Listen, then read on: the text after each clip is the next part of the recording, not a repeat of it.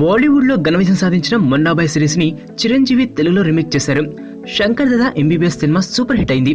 ఆ తర్వాత లగే రహో మున్నాబాయ్ ని శంకర్ దాదా జిందాబాద్ గా తీశారు. ఆ సినిమా ఫ్లాప్ అయినా తెలుగు నాట శంకర్ దాదా బ్రాండ్ అలానే ఉంది.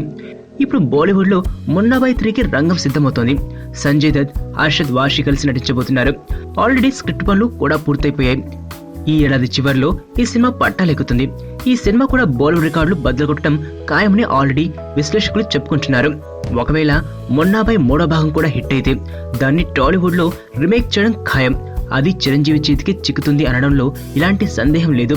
మున్నాబాయ్ పట్టా లెక్కక ముందే ఆ రీమేక్ రైట్స్ చేజిక్కించుకోవాలని చిరు అండ్ కో ప్రయత్నించొచ్చు. సో చిరు చేయాల్సిన సినిమాల జాబితాలో మరొకటి చేరిపోయిందన్నమాట.